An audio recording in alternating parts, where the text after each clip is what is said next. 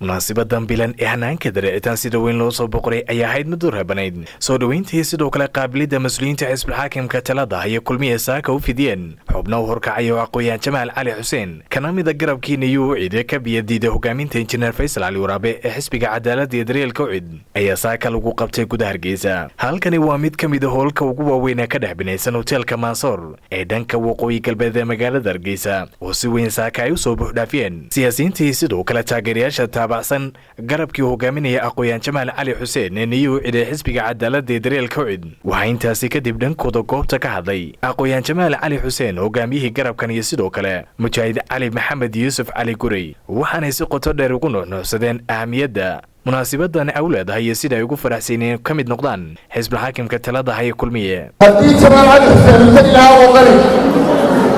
intii doontaaba halkan hay soo raacdee waan ka xiisoon lahaa inaan idhaahdo NU cid kulmiye soo dhan NU wuxuu galay halka Jamaal galay wax NU layla oo meel kala galayna ma jiro waxaan leeyahay laysa minna laga mid maaha oo nagamu mid ahayn ninka meel kala galay NU cid waa marka qolada leh shakhsi uu ku galay war shakhsi cidii way ka soo laakiin waxaan leeyahay miilaan ka xishooni inaa haddana tirahdaan wax badan ayaa lagu soo kordhin kartaa kama tari kartaa xog baa lagu soo kordhin kartaa si dalku loogu soo hagaago dalka intii madaxweynayaal ee soo martay nin walba wuxuu ka soo taray uu soo martay qof walba wuxuu soo taray cid la odhanayo maanta waxbay teknoloji halkaasuu baa laga sii waraya geediga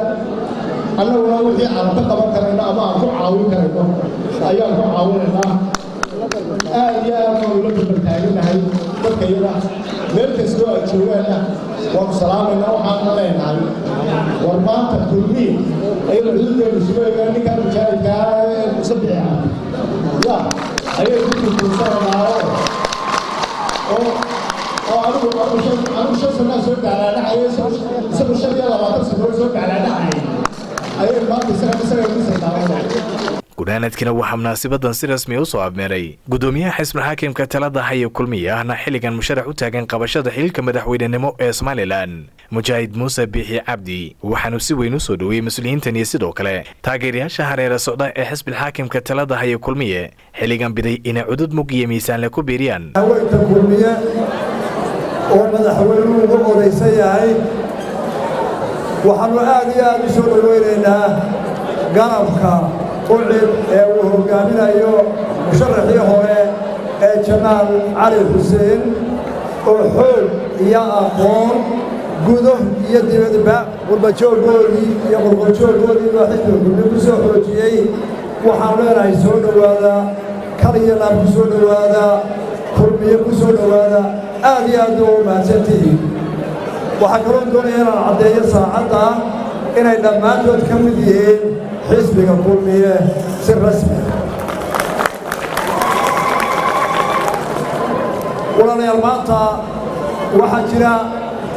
صدق munaasabadan balaaran ayaa saaka waxa si weyn jawigeeda ay u bedeshay xayndaabka guud ee Hotel Mansour intii aan goobta ku sugnaa waxay indhahaygu qabanayeen muuqaalka calanka u gaarka xisbiga xaakimka talada haya ee kulmiye oo si weyn uga babanaya hoolka iyo sidoo kale xayndaabka guud ee hotelka taasi oo si weyn u bedeshay jawigii guud ee saaka goobtaasi oo Faysal Maxamed Aadan Faysal FIFA TV-ga caalamiga ee Somali Cable magaalada Hargeysa.